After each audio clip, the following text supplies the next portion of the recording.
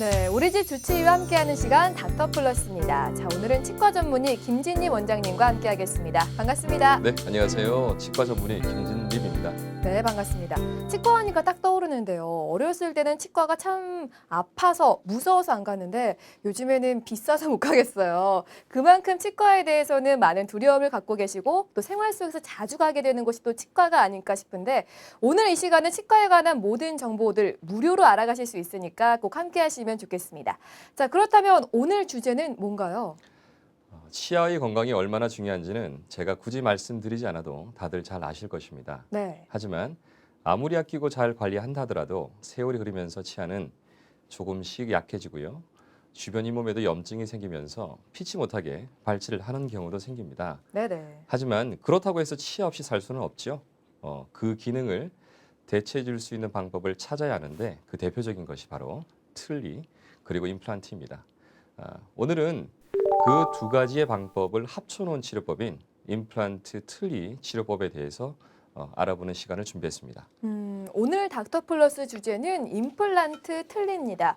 뭐 틀니, 임플란트 각자에 대해서는 많이 들어보셨고 또 이미 하신 분들도 많이 계시겠지만 두 가지 합쳐놓은 시술은 생소하신 분들도 많이 계실 텐데 오늘 이 시간 함께 하시면 어떤 건지 정확히 아실 수 있을 것 같습니다.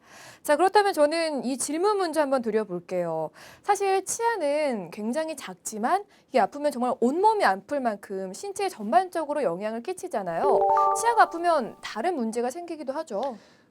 여러 가지 문제가 생기지만 그중에 한 세 가지만 제가 먼저 말씀을 드리면요. 네. 첫 번째는 기능에 문제가 생기죠. 그래서 제대로 씹지 못하고 삼키다 보니 소화기관에 부담이 생겨서 위염, 위궤양 등의 질환이 생길 수 있습니다. 두 번째는 고통이 심하다는 거죠. 치아와 주변 잇몸에는 상당히 예민한 신경들이 많이 분포되어 있습니다. 따라서 급성으로 질환이 생기게 되면 견디기 힘들 정도의 통증이 생길 수 있습니다. 세 번째는 이제 발음 장애인데요. 사람은 치아와 입술, 혀를 이용해서 발음을 하게 되는데 만일 치아에 문제가 생기게 된다면 당연히 정상적인 발음이 네. 힘들 수 있겠죠. 네. 이런 문제들을 대체하기 위해서 나온 게 바로 임플란트와 틀니가 아닐까 싶은데 그렇다면 이 임플란트 틀니는 이 두 가지를 합쳐 놓은 거다라고 생각하면 될까요? 말씀하신 것처럼 여러 개의 치아가 빠졌을 때 치료할 수 있는 방법은 틀니와 임플란트로 구분할 수 있습니다. 하지만 임플란트와 틀니는 장점이 있는 만큼 단점도 있기 때문에 적당한 개수의 임플란트와 틀니를 복합적으로 이용을 해서 각각의 장점을 극대화한 치료 방식을 임플란트 틀니 치료법이라고 합니다. 임플란트와 틀니의 각자의 장점을 최대한 극대화한 게 바로 임플란트 틀니다라고 하셨습니다. 자, 그렇다면 각각의 기능부터 한번 알아볼게요. 틀니는 무엇인지 설명 부탁드릴게요. 틀니란 오래된 전통적인 방법이지요. 네. 치아가 빠진 부위에 알맞게 만들어진 끼었다 뺐다 할 수 있는 인공적인 치아 대체 구조물을 말합니다. 다수의 치아가 부분적으로 빠졌을 때 사용하는 부분 틀니와 모든 치아가 완전히 빠졌을 때 사용을 하는 완전 틀니로 나눌 수 있습니다. 사실 임플란트 전에는 틀니가 굉장히 대중화돼 있었잖아요. 이 틀니가 가진 장단점은 뭘까요? 틀니는 일반적으로 금속 프레임으로 내부를 보강한 플라스틱으로 만드는데 네. 가장 큰 장점은 제작이 간편하니까 비용이 저렴하다는 것입니다. 아, 네. 하지만 입속에서 완전히 고정되어서 기능하는 구조물이 아니기 때문에 아무래도 사용하기가 불편하다는 단점이 있죠. 완전 틀니는 말 안장처럼 잇몸 위에 올려놓아서 기능하기 때문에 틀니에 가해지는 힘이 잇몸으로 바로 전달되고 따라서 틀니가 큰 힘을 받거나 꺼덕거리게 되면 잇몸에 상처가 생겨서 아플 수가 있고요. 세월이 흐르면서 잇몸뼈에 과도한 흡수를 유발할 수도 있고요. 네. 음식을 씹거나 말을 할 때 탈락하는 단점도 있습니다. 음. 부분 틀니는 인근에 남아있는 치아에 고리를 걸어서 사용을 하기 때문에 우선 모양이 좋지 않습니다. 네. 그리고 완전 틀니보다는 안정적이지만 그래도 힘을 받으면 조금씩 움직이기 때문에 고리가 걸리는 치아에 과도한 힘을 가해서 치아를 망치게 할 수도 있고요. 또 그 크기가 상당하기 때문에 식사 때마다 음식물이 많이 끼이는 불편감이 있죠. 가격이 저렴하다는 장점이 있지만 다양한 단점도 가지고 있는 게 바로 틀니네요. 자, 그렇다면 임플란트는 뭘까요? 임플란트는 잘 아시다시피 치아의 뿌리 형태와 유사한 구조물을 뼈 속에 식립을 하고 네. 그 위에 치아 머리를 만드는 인공 치아로 정의되는데 원래 있었던 치아 역할을 90% 이상 대신할 수 있는 아주 간편하고 편리한 치료 방법입니다. 아주 간편하고 편리한 치료법이지만 그래도 좀 장단점이 있을 것 같은데요. 뭐가 있을까요? 치아가 빠진 부위에 그 주변 치아를 손대지 않고도 그 모양과 기능을 원래대로 회복시킬 수 있다는 것이 임플란트의 가장 큰 장점이고요. 네. 단점으로는 일단 비용이 고가이죠. 비싸죠. 네, 그리고 뼈가 없는 부위에는 시술이 힘들다 보니까 아무래도 다수 임플란트를 시술할 때는 통증이나 출혈 등의 합병증이 생길 수도 있고요. 이로 인해 고령 환자나 전신 질환을 가지고 계시는 분들에게는 임플란트 시술 자체가 힘들 수도 있습니다. 음, 그러면요. 이 임플란트나 틀니가 우리가 꼭 해야 되는 건가요? 필요 어, 이유가 있을 것 같은데. 네, 말씀해 주시죠. 사람은 사랑니를 제외하고 28개 치아가 있습니다. 네. 각각의 치아는 비록 독립적으로 존재하기는 하지만 서로 균형을 맞추면서 협동을 하고 있기 때문에 치아가 빠진다면 균형이 깨져서 다양한 문제가 생길 수가 있습니다. 예를 들어서 한쪽 어금니가 빠진 뒤 그대로 방치를 한다면 맞물리는 치아는 솟아버리고 바로 옆 치아는 기울게 되고요. 반대쪽 치아는 더 많은 일을 해야 되기 때문에 병이 생길 가능성이 증가합니다. 또한 음, 음식을 먹을 때 효율이 떨어지고 말을 할 때 발음이 새는 등의 기능 장애가 생기기도 하죠. 따라서 치아가 빠진 뒤 임플란트나 브릿지나 임플란트 틀니 등으로 빠진 부위를 복구시켜서 상실된 기능을 회복시켜줘야 남아있는 잇몸이나 치아에 문제가 생기지 않게 예방할 수가 있습니다. 그럼 또 여기서 드는 생각이 그냥 뭐 틀니를 하거나 임플란트 시술을 하면 될 것 같은데 왜 굳이 임플란트 틀니를 하게 될까요? 어떤 경우에 하게 되는지 말씀해 주시죠. 임플란트의 역사는 약 5, 60년 정도 됐는데요. 네. 처음에는 치아가 하나도 없는 완전 틀니를 사용할 수밖에 없는 환자에게 도움을 주기 위해서 개발되었습니다. 네. 완전 틀니의 가장 큰 단점은 기능할 때 움직이고 견고하게 씹을 수 없다는 것이었는데요. 이 문제를 해결하기 위해서 소수의 임플란트를 잇몸에 심어서 틀니의 기둥으로 사용을 한 것이 임플란트의 시초이므로 임플란트 틀니는 근래에 개발된 특별한 시술법이 아닙니다. 아, 치아가 상실된 부위의 몸은 세월이 흐르면서 점차 줄어들게 됩니다. 따라서 처음에는 잘 맞던 틀니가 점차 헐거워져서 사용하기도 불편하고 여러 부위에 상처도 생기면서 점점 더 안 맞게 되죠. 어, 그리고 종국에는 잇몸뼈가 거의 대부분 흡수가 되기 때문에 틀니 자체를 사용하기 힘든데요.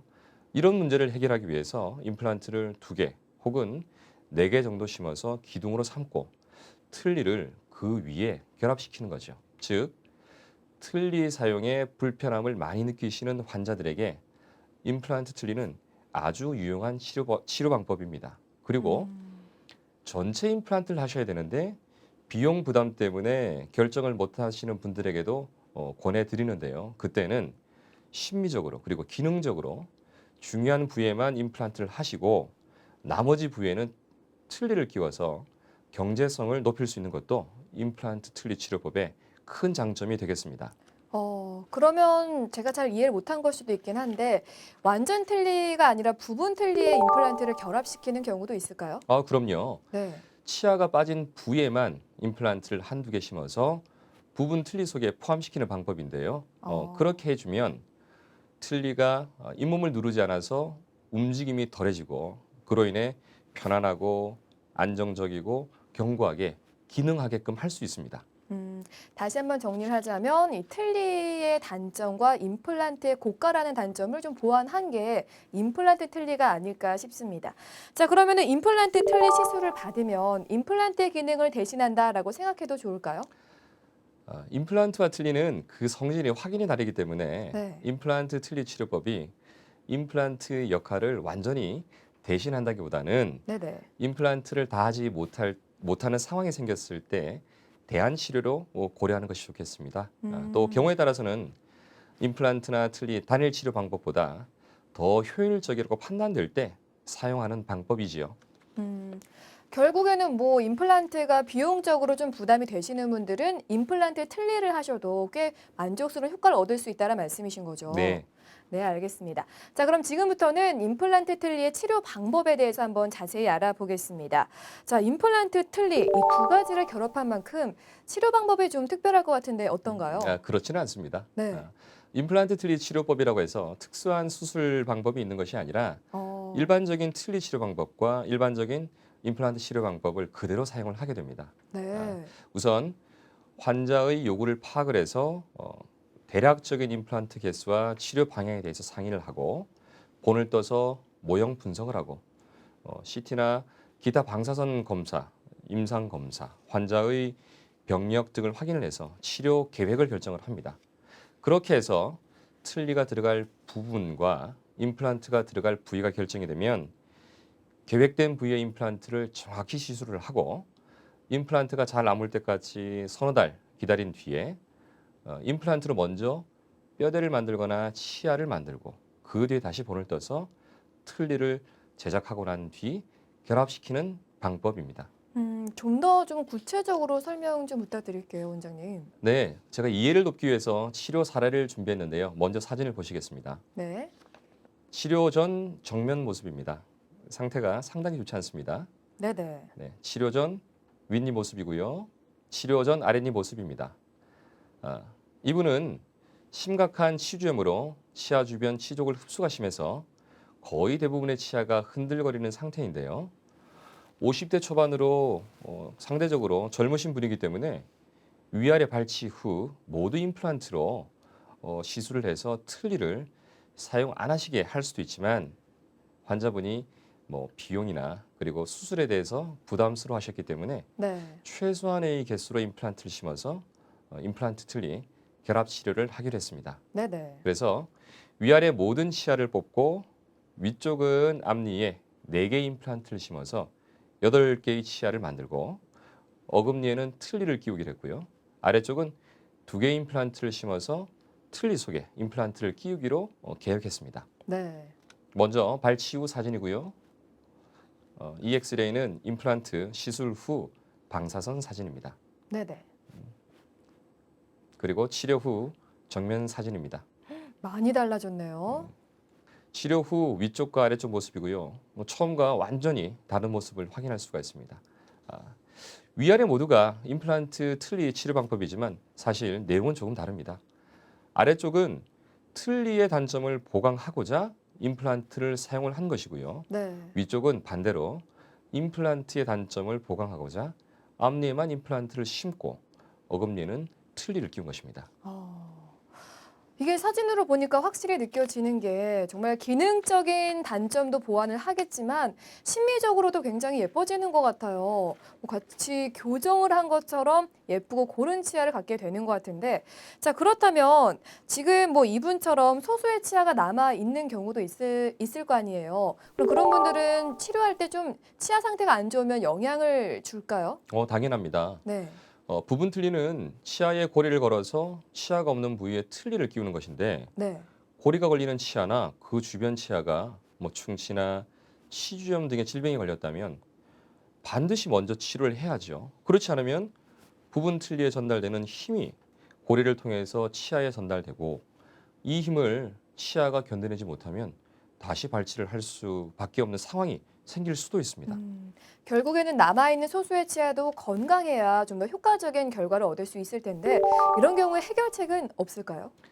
남아있는 치아가 아주 튼튼하다면 부분 틀니 단독만으로도 큰 불편감 없이 사용할 수 있지만 네.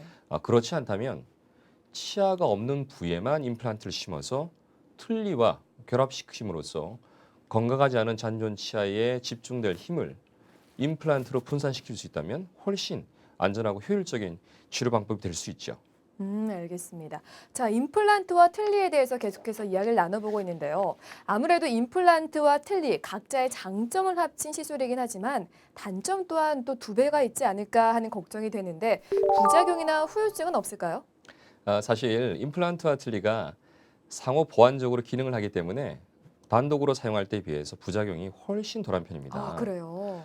원래 틀니는 수술을 통해서 치료를 하는 것이 아니라 임플란트에 비해 후유증이랄 게 별로 없죠. 하지만 임플란트는 수술을 해서 잇몸에 식립하는 것이기 때문에 잘못됐을 경우 수술에 의한 부작용인 출혈, 통증, 감염 등이 있을 수가 있는데요. 임플란트 틀니 치료법의 경우에는 임플란트 단독 치료법에 비해서 간단히 시술하는 경우가 많기 때문에 수술 합병증이 상당히 줄어든다고 볼 수가 있습니다. 네, 이 임플란트와 틀니 각자의 장점을 최대화시키고 또 단점을 최소화시킨 게 바로 임플란트 틀니인 것 같습니다. 자, 그리고 또 저는 가장 큰 단점 중에 단점이 임플란트나 틀니나 이 수명이 있잖아요. 그래서 좀 걱정도 되고 또다시 아픈 걸 겪어야 되진 않을까 그런 곤란한 마음이 들기도 하는데 먼저 틀니의 수명을 알아볼게요. 틀니는 어느 정도 쓸 수 있을까요?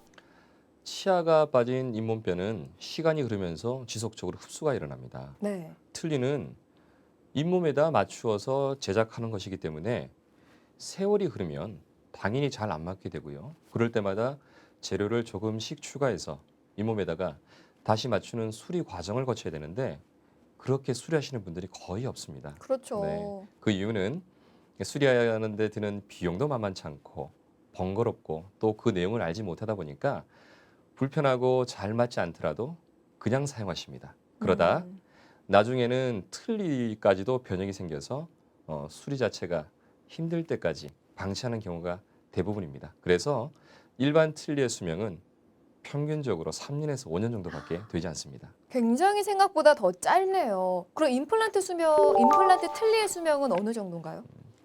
임플란트 틀니는 틀니가 잇몸보다 임플란트 기둥에 맞춰져 있기 때문에 잇몸 뼈의 변화에 덜 민감하고요. 게다가 임플란트 주변 잇몸 뼈는 임플란트가 없는 곳에 비해서 그 뼈의 흡수량이 줄어들기 때문에 틀니의 수명을 2배 이상 길게 가져갈 수가 있고요. 또 수리 횟수도 훨씬 줄어들게 됩니다. 알겠습니다. 자, 오늘 닥터플러스에서는 이 치과 전문의 김진희 원장님과 함께 임플란트 틀니 시술에 대해서 자세히 알아봤습니다. 임플란트 틀니, 결론적으로는 이 틀니의 불편한 점과 임플란트의 수술에 대한 부담감, 그리고 가격에 대한 부담감을 최대한 장점만 섞어 놓은 게 임플란트 틀니다라고 생각하시면 좋을 것 같습니다. 자, 어떤 시술이든 간에 본인의 상태가 가장 중요하겠죠. 전문의와 충분히 상담 끝에 결정하시는 게 가장 좋겠습니다.